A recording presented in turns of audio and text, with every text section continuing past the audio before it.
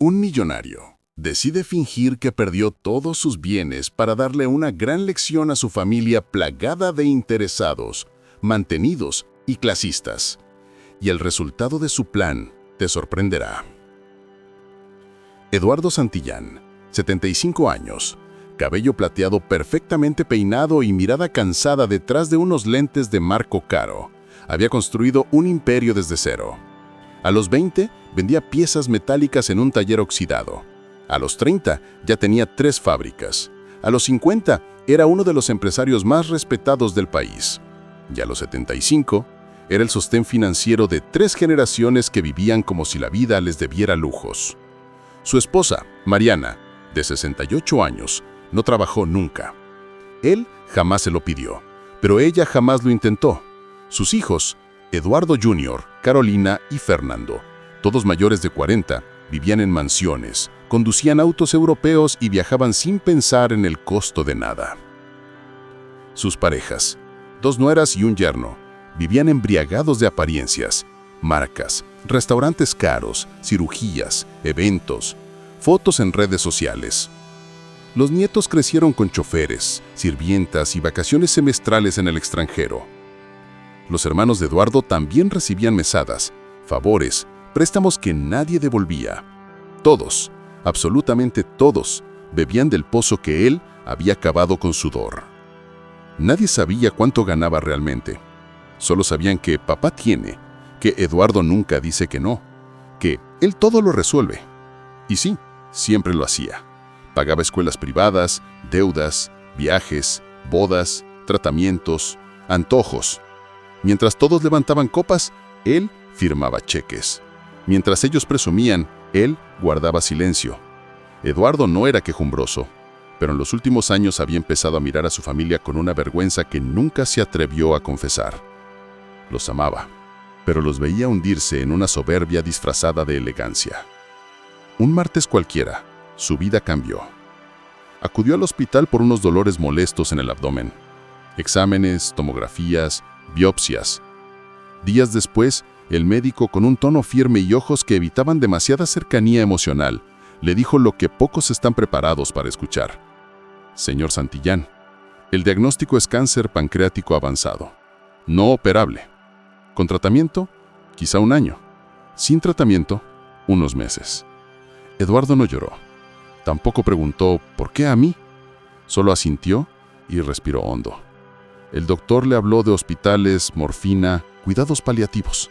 Él escuchaba atentamente, pero sus pensamientos caminaban en otra dirección. ¿Qué dejaré atrás cuando ya no esté? Esa noche no pudo dormir. Recordó cuando su hijo mayor le dijo hace años, «Si yo trabajara, ¿para qué? Mejor disfruto la vida, como tú no pudiste a nuestra edad». Recordó a su hija diciéndole a su nieta, «Tranquila, tu abuelo te va a comprar otro si lo rompes».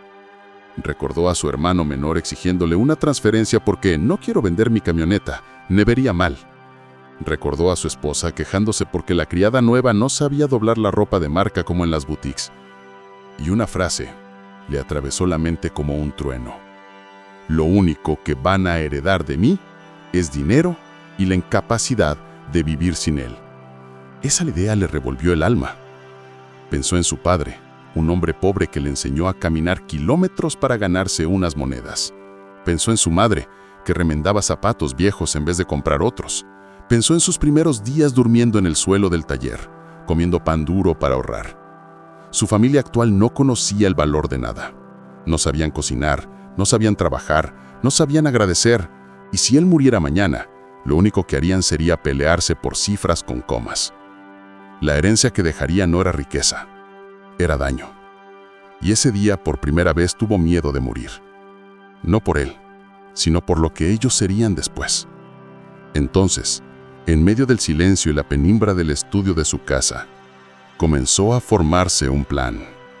No era cruel, no era venganza, era una última obra. Su obra maestra, una enseñanza antes de partir. Eduardo se levantó antes del amanecer. No por dolor, aún no lo sentía, sino por decisión. Tomó café solo, observó su jardín impecable y se convenció. No les enseñaré con discursos, Les enseñaré con realidad. Sabía que si les decía que cambiaran, se reirían. Si los sentaba a reflexionar, pondrían excusas. Si escribía una carta, la leerían el día de su funeral y quizá ni le entenderían. Tenía que sacudirles el piso, arrebatarles el falso suelo, obligarlos a ver que sin él no eran nada. Así comenzó su plan. Paso 1. El silencio. Durante semanas, Eduardo dejó de resolver pequeños problemas. Cuando su hija Carolina le pidió dinero para un viaje a París porque necesito desconectarme, él respondió, no puedo transferir aún, estoy arreglando unos asuntos. Ella frunció el ceño, pero no insistió. Estaba acostumbrada a que el mundo girara en torno a ella. Su yerno le mandó un mensaje. Suegro, ¿me ayuda con la mensualidad del coche? Se me juntó con otras cosas. Él contestó, déjamelo ver. Y no volvió a escribir. Sus hermanos pidieron su aportación mensual y él solo respondió que estaba reorganizando cuentas. Algunos se molestaron, pero todos asumieron que era algo temporal. Se dio cuenta de algo triste. Ninguno preguntó si estaba bien. Solo preguntaban cuándo depositaba. Paso 2. El escenario. Eduardo sabía que la noticia debía ser grande, escandalosa, imposible de ignorar. Algo que hiriera el orgullo de todos, la vergüenza pública. Una noche, llamó a su abogado de toda la vida, Víctor Navarro, el único hombre ajeno a la familia en quien confiaba. Lo citó en su oficina privada, ubicada en un edificio al que nadie de su familia entraba desde hacía años. Víctor lo miró con preocupación cuando Eduardo le explicó su idea. ¿Estás seguro?, preguntó con voz tensa. Fingir una quiebra por deudas de juego no es cualquier cosa. Su reputación quedará por los suelos. ¿Su familia lo odiará? Eduardo sonrió con una serenidad extraña. Mi reputación real está segura. Mis bienes también. Lo que quiero destruir no es mi nombre, es su ego. El abogado respiró hondo. Si lo hacemos, hay que hacerlo perfecto. Y lo hicieron. Crearon documentos falsos que reflejaban la venta apresurada de propiedades, el embargo de cuentas, el cierre de empresas. Redactaron un informe legal donde se señalaba que Eduardo había apostado cifras millonarias en casinos privados y había perdido casi todo en pocos meses. Acuerdos extrajudiciales ficticios, transferencias simuladas, notificaciones preparadas. Todo legalmente creíble, todo impecablemente armado. El abogado, mirando a su viejo amigo, le preguntó, ¿por qué no simplemente hablar con ellos? Eduardo se apoyó en el bastón que rara vez usaba y dijo sin titubear, porque las palabras no educan al que nunca escuchó. Vivirlo sí. Paso 3. La revelación. Eligió un domingo por la tarde para reunir a toda la familia en su mansión principal. No era habitual que los viera todos juntos y no había fiesta o celebración. Pero cuando dijo, ¿es urgente?, todos fueron. Al llegar, se extrañaron al ver menos personal de servicio. No había choferes moviendo autos, ni camareros disponibles, ni las luces encendidas en todos los salones. Algunos salones estaban cerrados, como si la casa ya no fuera la misma. Su hijo Eduardo Jr. fue el primero en preguntar, «Papá, ¿qué pasó? ¿Por qué esa cara?» El patriarca se sentó en el gran sillón del salón principal. Su voz sonó sin temblor. «Tengo que decirles algo. Perdí todo». Hubo un silencio mínimo. Luego, risas incómodas. «¿Todo qué?», dijo una de sus nueras con media sonrisa. «Todo», repitió Eduardo. «Hace meses empecé a ir a un casino privado.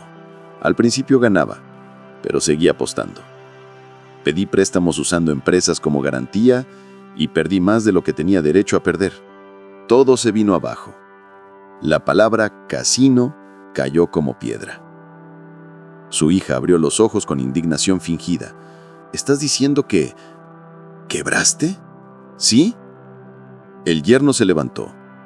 Y nuestras casas, y las mensualidades, y los coches, y están a nombre de mis empresas.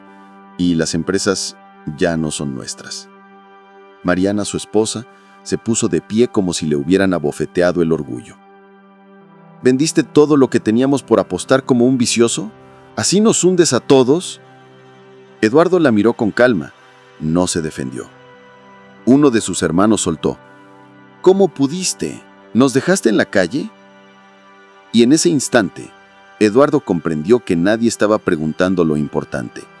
No preguntaban si él estaba enfermo, no preguntaban si él estaba arrepentido, no preguntaban si él estaba bien, solo pensaban en ellos.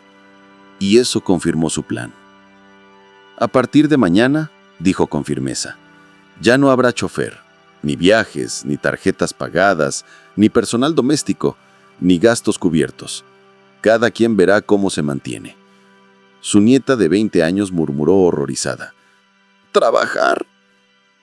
El silencio fue un cuchillo. Eduardo observó a cada uno y por primera vez en su vida no sintió culpa por decirles la verdad más dura de todas. Bienvenidos a la vida real.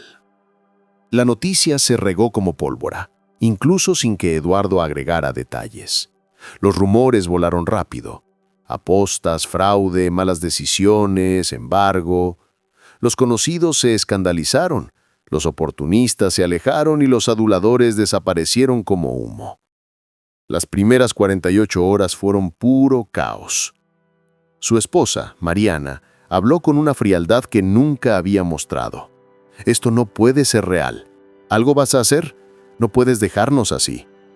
Eduardo solo la miraba en silencio. Ella no preguntaba, exigía. Sus hijos comenzaron a llamar al abogado, al contador, a los socios, pero todos tenían instrucciones de confirmar la ruina. La hija menor, Carolina, gritó por teléfono a uno de los gerentes: ¿Cómo que la casa está embargada? Yo vivo aquí. ¿A dónde se supone que vayamos? El hombre respondió incómodo: la propiedad ya no está a nombre de su padre. Legalmente pertenece a los acreedores. Tienen 30 días para desocupar. El mundo de seda empezó a rasgarse. 2 días después volvieron a reunirse en la mansión, pero esta vez llegaron alterados, despeinados, sin maquillaje perfecto ni sonrisas de red social. Eduardo los observó llegar uno por uno. Ninguno los saludó con cariño. Todos querían respuestas. Su hijo mayor habló con furia contenida: «Papá, quiero saber exactamente cuánto queda y qué propiedades no están embargadas». «Nada», respondió Eduardo. «Eso es imposible», replicó una nuera. «¿Y mis joyas? ¿Y las cuentas de ahorro? ¿Y las inversiones? Algo tiene que haber». La miró con una calma que irritaba. «Todo está perdido, y no voy a recuperarlo». La esposa, Mariana, se cruzó de brazos. «¿Y qué se supone que hagamos ahora? ¿Vivir como pobres?». Eduardo tardó 3 segundos en contestar: «Como personas». El silencio fue pesado. Se sintió más insultante que cualquier grito. El yerno, siempre tan elocuente cuando se trataba de presumir, preguntó lo que todos pensaban y nadie quería decir: «¿Y de qué vamos a vivir?». Eduardo lo miró fijamente: «Trabajen». El nieto adolescente, que nunca había lavado ni su plato, soltó una carcajada incrédula: «¿Trabajar en qué? Yo no sé hacer nada». «Entonces aprenderás», respondió el abuelo sin pestañear. La esposa alzó la voz: «Yo no pienso ir a vivir a un barrio cualquiera. ¿Dónde crees que voy a estar yo a estas alturas?». Eduardo la miró con una mezcla de compasión y cansancio. «Donde puedas pagar tu renta». Ella palideció. Esa misma semana ocurrió lo inevitable. Las tarjetas de crédito se congelaron. Los autos de lujo fueron recogidos. Las empleadas domésticas renunciaron cuando les dijeron que no habría más sueldo. La prensa empezó a murmurar. Los amigos desaparecieron como si nunca hubieran existido. Carolina, llorando, le dijo por teléfono: «Papá, las escuelas privadas no van a esperar. Ya nos dijeron que si no pagamos este mes sacarán a los niños». Él respondió con voz tranquila: «Hay escuelas públicas». Ella gritó como si le hubiera dicho que enterrara vivos a sus hijos. Eduardo colgó sin alterarse. Nadie se preguntaba cómo se sentía él. Nadie sospechaba que estuviera enfermo. Nadie se cuestionaba si estaba deprimido o arrepentido. Solo se lamentaban de su desgracia personal. Una tarde, mientras Eduardo guardaba papeles en su estudio, Mariana entró sin tocar. «Solo quiero saber una cosa», dijo con frialdad. «Fue por otra mujer, porque si perdiste todo el dinero por una amante, juro que...» Eduardo la interrumpió. «Fue por ustedes, para que entendieran lo que nunca aprendieron». Frunció el ceño, confundida. «¿Qué estás diciendo?» «Ya lo entenderás», replicó él, «cuando dejes de gritar». Ella salió furiosa, incapaz de procesar una realidad donde ya no era la señora Santillán. Eduardo cerró los ojos unos segundos. Su enfermedad avanzaba en silencio, pero el dolor más grande no estaba en su cuerpo, sino en confirmar cuánto había alimentado la soberbia de los suyos. Lo que vendría después sería el verdadero terremoto. Las mudanzas comenzaron como una humillación colectiva. Nadie quería aceptar la realidad, pero los plazos legales no perdonan el ego. En menos de un mes, las casas que ocupaban sus hijos, sus hermanos y hasta la suya propia debían ser entregadas. Cada uno tuvo que arreglárselas como pudo. Carolina fue la primera en quebrarse. Lloró frente a sus hijos cuando recibió la orden de desalojo. Su esposo, que jamás había trabajado más que en apariencias, llamó a antiguos contactos para conseguir algo rápido. Pero nadie quería darle empleo a un hombre sin experiencia ni humildad. Terminaron rentando un pequeño departamento de 2 habitaciones en un barrio que siempre habían considerado pobre. Los niños lloraron cuando supieron que no habría vacaciones ese año, ni juguetes nuevos, ni cumpleaños en salones elegantes. Nadie les explicó nada, porque ni sus padres sabían cómo hacerlo. Eduardo Jr., el primogénito, intentó mantener su imagen a toda costa. Llamó a supuestos amigos de negocios, pidió préstamos, rogó favores.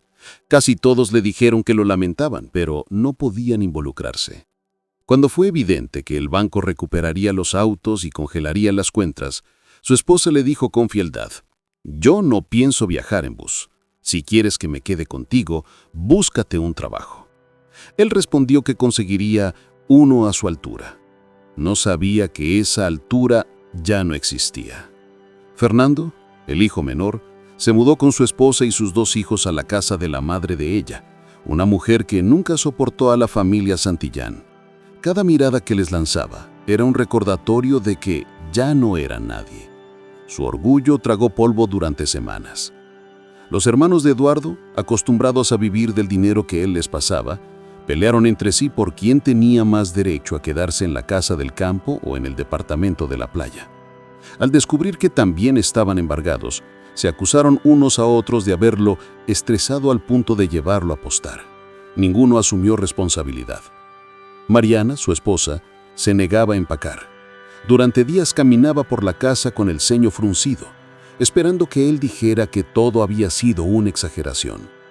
Cuando vio que el chofer no volvería, que la cocinera ya no estaba, que los muebles iban a remate, por primera vez en décadas, agarró una maleta. No sabía doblar su propia ropa, tampoco sabía hervir agua. Soltó una frase que Eduardo escuchó desde la puerta del estudio: «Me casé con un hombre poderoso, no con un pobre». Él no respondió. Estaba aprendiendo más del silencio que de cualquier discusión. El nieto mayor, de 22 años, buscó trabajo por obligación.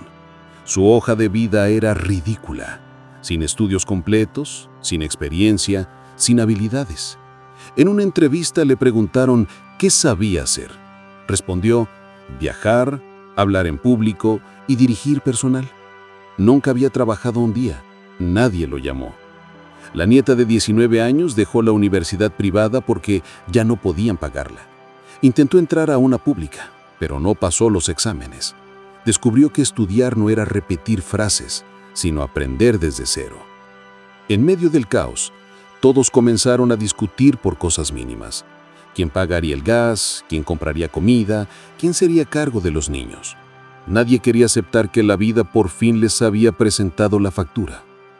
Eduardo observaba todo sin intervenir. Sus días seguían tranquilos, aunque el cuerpo comenzaba a pasarle factura.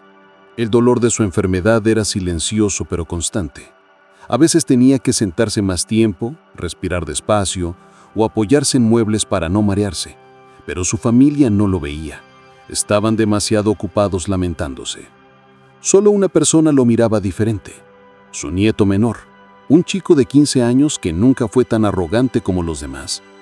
Una tarde, mientras Eduardo tomaba café en el pequeño apartamento donde ahora vivía, el chico se sentó frente a él y preguntó: «Abuelo, ¿tú estás bien?». Eduardo lo miró sorprendido. Ese «tú» y no «mis cosas» era una novedad. «He estado mejor, pero también he estado peor», respondió. El muchacho dudó. Luego dijo: «Es raro, pero siento que todos te odian por lo que pasó, como si tú les debieras algo». Eduardo asintió lentamente. Cuando uno da demasiado, enseña a exigir, no a agradecer. El chico se quedó pensando y no preguntó más. Mientras tanto, la realidad empujaba a todos. Mariana, incapaz de pagar una casa sola, fue a vivir temporalmente con Carolina. Dos mujeres acostumbradas al mando, encerradas en un departamento pequeño, con hijos llorando y esposos frustrados. La convivencia era una guerra en voz baja. Los gritos se escuchaban hasta en el pasillo. El yerno de Carolina consiguió un trabajo como vendedor de seguros. Lo despidieron a las 2 semanas por tratar mal a los clientes.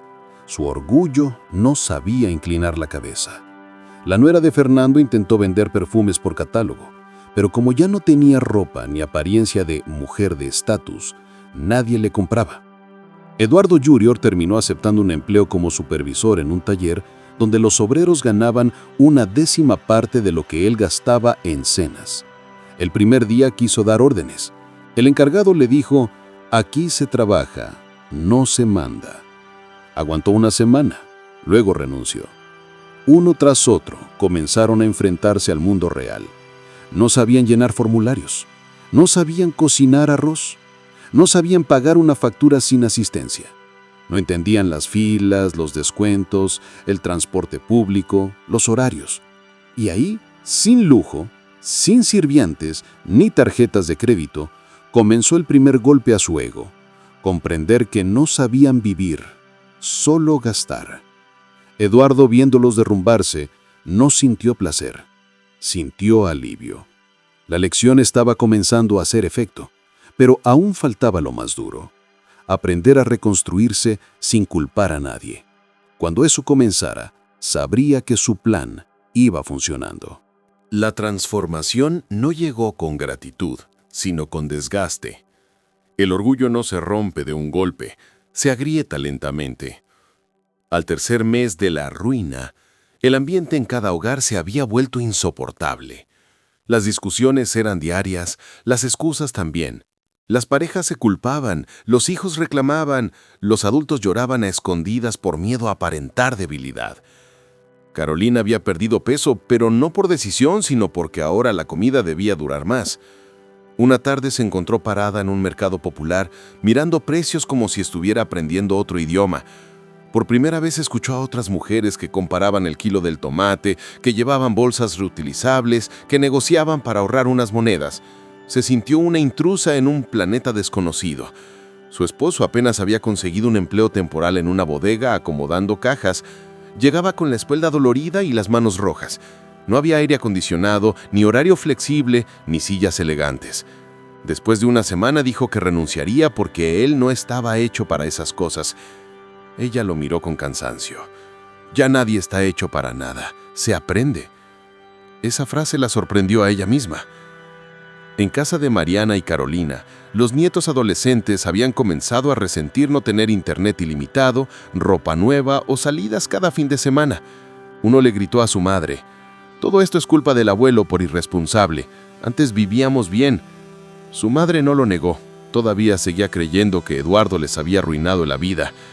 El nieto menor, en cambio, observaba en silencio, y callar le permitió ver lo que otros no veían. Una tarde lo encontró en el balcón del pequeño departamento mirando el cielo mientras comía una sopa instantánea. Eduardo se sentó junto a él sin decir palabra. El chico lo observó de reojo y dijo: «Mis primos dicen que tú deberías estar pidiendo perdón». «¿Y tú qué piensas?», preguntó Eduardo. «Que antes de que todo pasara, ellos tampoco hacían nada, y tú tampoco les pedías que hicieran algo». Eduardo lo miró con una mezcla de tristeza y orgullo. Era la primera verdad honesta que escuchaba en semanas. En otro rincón de la familia, Fernando comenzó a trabajar como asistente en una ferretería. El dueño, un hombre mayor y amable, le dijo el primer día: «Si no sabes hacer nada, aprende. Aquí la gente vale por lo que hace, no por lo que tiene». Fernando bajó la cabeza y respondió sin sarcasmo. Jamás en su vida lo habían tratado como alguien común. Se sintió humillado. También se sintió vivo. Su esposa, por necesidad, empezó a vender comida casera en la calle. No le salía perfecta, pero una vecina le prestó recetas, ollas y hasta una mesa.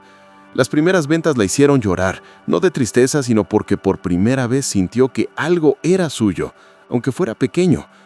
Eduardo Jr., al no encontrar trabajo digno de su apellido, terminó limpiando oficinas en las madrugadas, a escondidas. Usaba gorra para que nadie lo reconociera. El primer día lloró de rabia en el baño.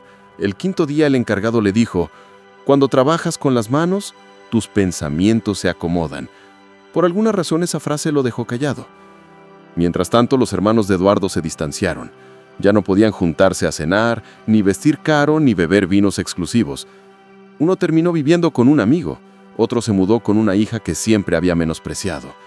Empezaron a llamarse menos, quizá porque sin dinero de por medio ya no sabían de qué hablar. Mariana fue la más lenta en aceptar la caída. Durante semanas vivió esperando que su esposo dijera que todo era un error, pero un día, al no poder comprar crema importada ni pagar manicura, explotó contra su hija. Carolina le gritó que no había dinero ni para el gas. Se insultaron, se lloraron, y por primera vez en su matrimonio, Mariana durmió sin darse un lujo, sin sentirse intocable. El día que fue al supermercado y pagó con sus últimas monedas, sintió una vergüenza tan profunda que, sin quererlo, le nació una duda que nunca había tenido. ¿Yo sé vivir sin dinero? Esa pregunta se quedó con ella más que cualquier enojo. Eduardo desde su silla observaba el progreso silencioso del derrumbe, no con crueldad, sino con una paz extraña. Cada uno comenzaba a romperse por donde más se había inflado. La vanidad, la dependencia, la arrogancia. Pero aún faltaba el siguiente paso, reconocer que necesitaban cambiar, no solo adaptarse. Y ese momento llegaría aunque nadie lo sospechaba todavía. La familia, fragmentada, había dejado de reunirse por vergüenza, por enojo o por puro agotamiento emocional. Cada uno batallaba con su versión de la realidad, sin saber que lentamente el dolor estaba haciendo su trabajo. Una tarde, Eduardo fue a visitar a Fernando sin avisar. Lo encontró en el local de la ferretería, acomodando tubos de PVC mientras escuchaba instrucciones de su jefe. El hijo lo vio entrar y por un segundo sintió vergüenza. Pero el padre no dijo nada hiriente. Lo observó en silencio, con una mirada que no juzgaba, solo reconocía. «Salgo en 20 minutos», dijo Fernando, sin altivez ni excusas. Eduardo asintió. Cuando terminaron, caminaron hasta la parada de autobús. Fernando iba sudado, con las manos manchadas de polvo. Antes habría dicho que era un trabajo indigno. Ahora solo dijo: «Estoy aprendiendo más aquí que en todos los viajes que hice». No hubo respuesta, pero Eduardo sintió algo en el pecho, una grieta nueva, pero esta vez en el lugar correcto. Mientras tanto, Carolina comenzó a levantarse más temprano, no por gusto, sino porque el dinero ya no alcanzaba. Una vecina le propuso ayudarla a vender postres caseros en la colonia. Al principio se negó. Le parecía degradante. Pero cuando su hijo pidió zapatos y no había cómo pagarlos, aceptó. Cocinar le dolió en el ego más que en las manos, pero cuando vendió sus primeros pasteles y regresó con billetes propios, sintió algo desconocido. Dignidad. Su esposo regresaba exhausto del trabajo, y aunque seguía quejándose, al menos ya no bebía por las noches ni fingía que todo se arreglaría con contactos. El orgullo estaba agrietado, pero no roto del todo. Mariana resistía más que todos. Se negaba a aceptar que el mundo había cambiado. Sin embargo, la convivencia con Carolina era un espejo que no podía ignorar. Una noche escuchó llorar a su hija en la cocina porque no sabía si alcanzaría para la escuela de sus hijos. Mariana se quedó de pie en la oscuridad, sin atreverse a consolarla. Esa imagen se le quedó grabada como una bofetada. Días después, bajó solo al mercado, cubierta con lentes y un pañuelo como si ocultara un crimen. Compró verduras baratas y preguntó cómo preparar lentejas. La señora del puesto le explicó sin burlarse. Fue la primera vez en años que alguien le hablaba sin miedo ni interés. El nieto mayor, después de varios rechazos laborales, consiguió trabajo limpiando mesas en un restaurante pequeño. Le pagaban poco, lo miraban como novato, le pedían que barriera. Al principio se llenó de rabia, pero un día lo invitaron a sentarse con los demás empleados a comer. Nadie preguntó qué carro tenía antes. Nadie le envidió nada. Por primera vez sintió algo más fuerte que la vergüenza: alivio. La nieta, que dejó la universidad, se inscribió en cursos gratuitos en línea. Descubrió que aprender sin pagar también era posible, pero requería esfuerzo, no apariencia. Se frustraba, lloraba, pero seguía. El yerno de Carolina, después de renunciar al primer trabajo, regresó al mismo lugar a pedir otra oportunidad. Esta vez no dijo quién era ni lo que había tenido. Simplemente dijo: necesito aprender. Eduardo Jr. seguía resistiendo internamente, pero algo se estaba moviendo. Un día, al barrer una oficina, se fijó que nadie lo miraba con burla. Nadie sabía quién era antes. Se dio cuenta que por primera vez en su vida no tenía un apellido que funcionara como escudo. Y aunque no lo admitiría en voz alta, sintió una punzada nueva. Ganas de recuperar respeto, no privilegio. Incluso los hermanos de Eduardo, ya distanciados, habían tenido que aceptar que nadie más los mantendría. Uno empezó a manejar un taxi prestado. Otro trabajaba como ayudante en una bodega. Lo hacían escondidos, callados, sin publicar nada en redes sociales. Y ahí, lentamente, ocurrió lo más inesperado. Dejaron de hablar de lo que perdieron y empezaron a hablar de lo que les faltaba aprender. En medio de ese dolor silencioso, Eduardo seguía observando, cuidando su enfermedad en secreto, esperando el momento justo. No para revelar la verdad, sino para comprobar si ya eran capaces de escucharla. Poco a poco, la mentira de Eduardo comenzó a revelar el verdadero valor de cada persona. Algunos resistían el cambio con rabia, otros lo aceptaban con lágrimas. Y unos pocos descubrían una paz desconocida al ganar sus propias cosas. Pero algo curioso empezó a pasar. La familia, por primera vez en décadas, comenzó a hablarse diferente. Sin fiestas, sin dinero fácil, sin ropa lujosa que presumir, las conversaciones ahora eran sobre lo que cada uno había hecho en el día. Ya no eran competencia ni apariencia. Comían juntos en la mesa vieja de madera de la cocina, reían de cosas sencillas, discutían menos. Incluso los nietos, acostumbrados a tener juguetes costosos y viajes cada cumpleaños, encontraron diversión en cosas que antes habrían despreciado. Jugar en el patio, inventar historias, cocinar con sus padres. Eduardo observaba todo en silencio. Cada día le dolía el cuerpo, cada día su enfermedad avanzaba un poco más. Pero también cada día sentía que su alma estaba más en paz. Su plan comenzaba a dar frutos. Hubo momentos difíciles. Una noche Raquel, su esposa, lo enfrentó. «No puedo más», dijo, con los ojos rojos y los hombros caídos. «Nunca en mi vida había trabajado y ahora no sé si soy capaz. ¿Por qué no lo aceptas? Perdimos todo. Ya no somos los mismos». Eduardo la miró con una calma que ella no entendía. «Tal vez nunca fuimos lo que pensábamos ser. Tal vez ahora estamos empezando a ser». Ella lloró. Pero por primera vez no por frustración, sino por miedo a haber vivido tantos años sin mirar al mundo real. Mientras tanto, Daniela, una de sus hijas, encontró trabajo en una cafetería. Al principio sintió vergüenza, pensaba que alguien podría reconocerla, que hablarían de ella en voz baja. Pero lo inesperado ocurrió al segundo día. Una clienta la felicitó por hacer un café delicioso. Daniela, que siempre había sido alabada por sus zapatos caros o sus viajes, sintió por primera vez el valor de un reconocimiento ganado. Leonardo, su hijo menor, trabajaba cargando cajas en una bodega. Llegaba cansado y con dolores de espalda.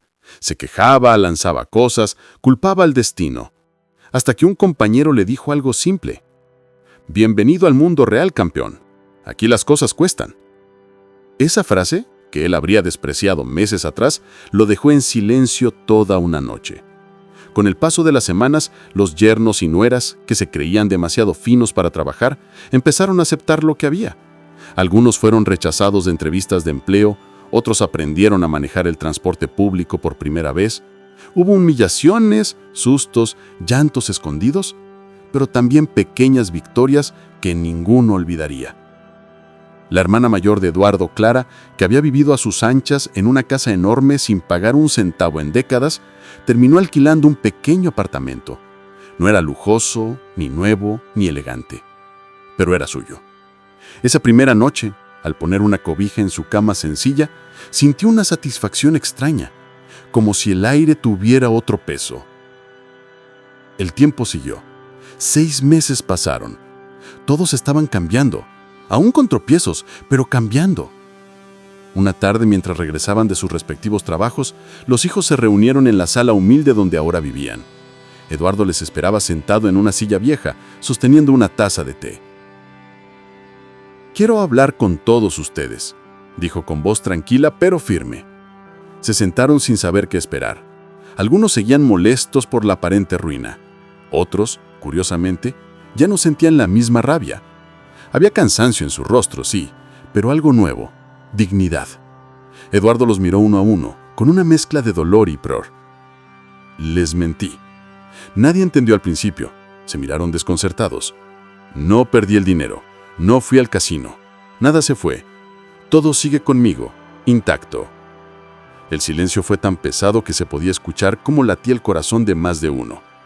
Raquel abrió los ojos con incredulidad. «¿Qué estás diciendo?» «Que siempre fuimos millonarios, que todo lo que tienen ahora lo tienen porque quise que tocaran el suelo. Quise que se miraran en un espejo sin oro. Quise que tuvieran algo que yo no pude enseñarles con el dinero. Humildad, esfuerzo, gratitud». Algunos se levantaron de golpe, furiosos. «Nos mentiste», gritó Leonardo. «Nos hiciste pasar vergüenzas, nos hiciste trabajar como pobres». Eduardo no alzó la voz. «Les di la herencia más grande que pude entregarles antes de irme». Daniel empezó a llorar, no de enojo, sino porque entendió de golpe. «¿Antes de irte?», susurró. ¿Qué estás diciendo?» El hombre respiró hondo. Su rostro, arrugado por los años, se veía más frágil que nunca. «Me estoy muriendo. No me queda mucho tiempo. Y no podía abandonar este mundo dejando atrás una familia incapaz de sostenerse sola, llena de arrogancia y vacía por dentro». Raquel tapó su boca con la mano. Los demás quedaron mudos. Eduardo siguió. «Mi enfermedad es real.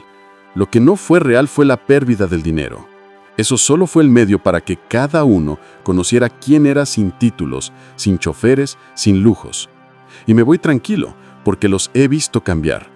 Porque ahora sé que si un día todo desapareciera, ustedes sabrían vivir». Uno de los yernos, antes altanero y presumido, bajó la mirada por primera vez. Clara, su hermana, lo observaba con lágrimas silenciosas. Nunca se había sentido tan avergonzada, ni tan agradecida. Eduardo concluyó. «Ahora quiero que decidan qué hacer con lo que queda. Pueden volver a la vida de antes, o pueden honrar lo que les enseñó la escasez. El dinero sigue ahí, pero ya no pienso permitir que destruya lo que hemos ganado en este medio año». No hubo aplausos, ni abrazos inmediatos, solo un silencio que lo dijo todo. Un silencio que dolía, pero curaba. Esa noche, nadie durmió profundamente. Algunos lloraron en silencio. Otros recordaron cosas que nunca habían querido ver. Por primera vez en años, no pensaban en si tendrían más o menos que los demás, sino en lo que habían hecho con sus propias manos. Las horas pasaron y el amanecer no llegó con el mismo orgullo de antes, sino con una sensación de desnudez interna, como si todos se hubieran quitado una armadura pesada que ya no les protegía de nada. Al día siguiente, Raquel se sentó a solas con Eduardo en la cocina.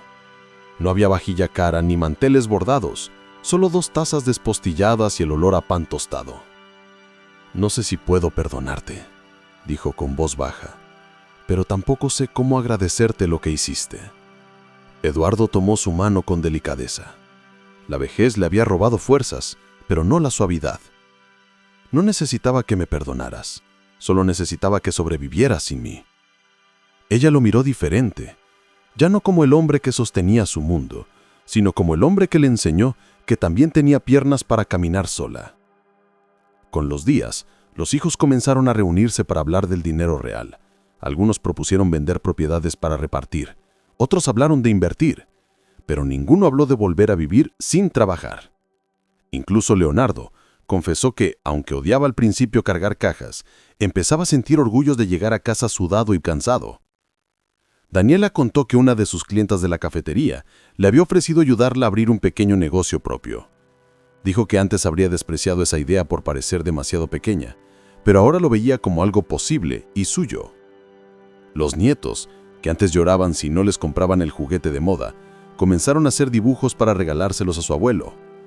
Uno de los niños le dijo a Eduardo: «Cuando sea grande, quiero trabajar como mi papá, no solo recibir regalos». Esas palabras le llegaron más profundo que cualquier agradecimiento adulto. Los yernos y nueras también cambiaron. Algunos admitieron que nunca se habían imaginado haciendo fila en una oficina para entregar una solicitud de empleo. Uno de ellos, que siempre se jactaba de no ensuciarse las manos, aprendió albañilería para mantener a su familia cuando el dinero falso desapareció. Ahora contemplaba la posibilidad de seguir trabajando, aun cuando el dinero volviera.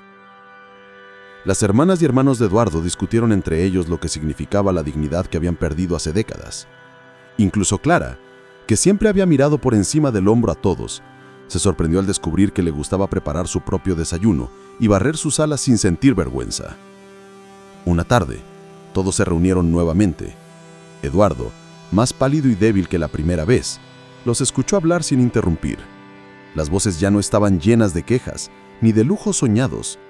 Hablaban de pequeños planes, de cosas que querían construir con sus manos, de sueños que antes les parecían indignos porque no tenían brillo.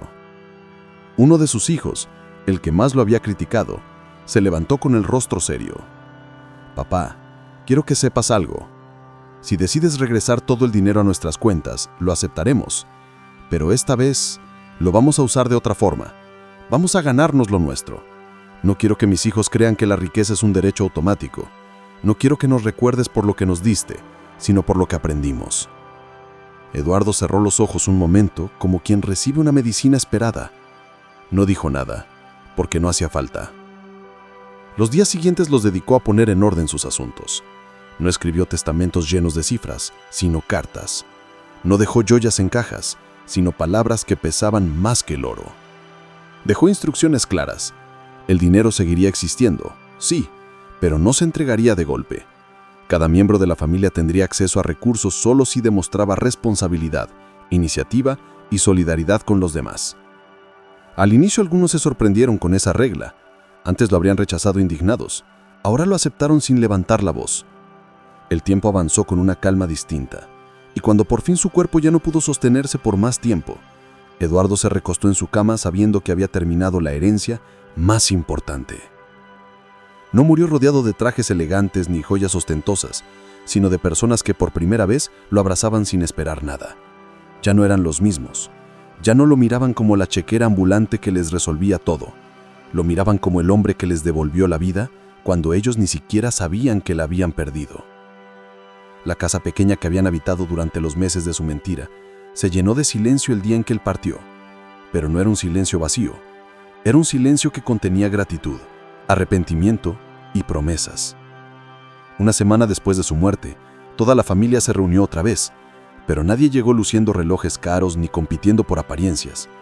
Se sentaron en círculo, no en filas, y por primera vez en su historia familiar, no hablaron de lo que tenían, sino de lo que querían llegar a ser. Decidieron mantener parte de la vida sencilla que conocieron en ese semestre. Algunos conservaron sus empleos, otros iniciaron pequeños negocios. Hubo quienes usaron parte de la fortuna para apoyar a personas que pasaban por lo que ellos habían sentido. Ayudar ya no les daba estatus, les daba sentido. Los nietos crecieron escuchando la historia del abuelo que los hizo pobres para enseñarles a ser ricos de verdad, y ninguno la contó con vergüenza. Eduardo no dejó mansiones en cada continente, ni obras de arte que se subastaran a puertas cerradas. Lo que dejó fue una cadena invisible que unió a su familia con algo que ni el tiempo ni el dinero destruyen. La dignidad de saberse valioso incluso sin riqueza, la humildad de mirar al otro sin sentirse más, y el orgullo de ganarse la vida sin pedir permiso al ego. Y esa herencia, aunque no se guarde en bóvedas, nunca se agotó. Si te ha gustado esta reflexión y quieres más historias de este tipo, no olvides suscribirte, dejar tu like y comentar tu parte favorita. Hasta la próxima.